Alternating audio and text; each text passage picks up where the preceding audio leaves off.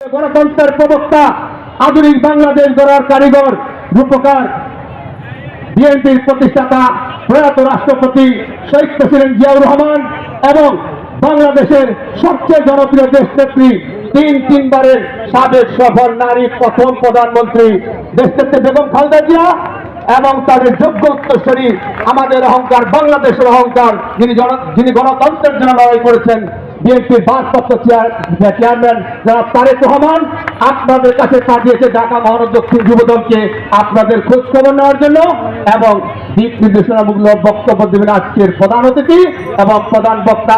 আমরা সবাই তাদের বক্তব্য ধৈর্য সহকারে শুনবো এবং মানবো। প্রিয় সহযোদ্ধা ভাইরা, আপনারা জানেন এই আওয়ামী সরকারের অনেক বড় বড় নেতারা বক্তাদাররা বলেছিল যে শেখ হাসিনা পতন হলে নাকি দেশে রক্তের বন্যা বয়ে যাবে। কথাটা যদি ভিন্নভাবে বলে আমরা বলবো ঠিক বলেছেন। কেন বলেছেন? 5 তারিখের আগে আমাদের ছাত্র জনতা আমাদের বিরোধী দলের উপর অনেক গুলি বর্ষণ করেছেন, খুন করেছেন, গুম করেছেন। ঠিক কথা আপনি বলেছেন।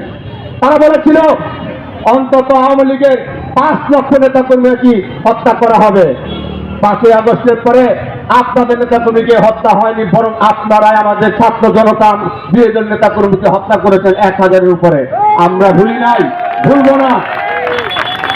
আপনাদের এই ধারণার কারণ ছিল আপনারা এই দেশের জনগণের উপর, বিরোধী দলের উপর অত্যাচার, নির্যাতন, নিপীড়ন, গুম, খুন, মিথ্যা মামলা, হামলা সহ আয়না ঘরের মতো অসংখ্য নজিরবিহীন ঘটনা ঘটেছিলেন।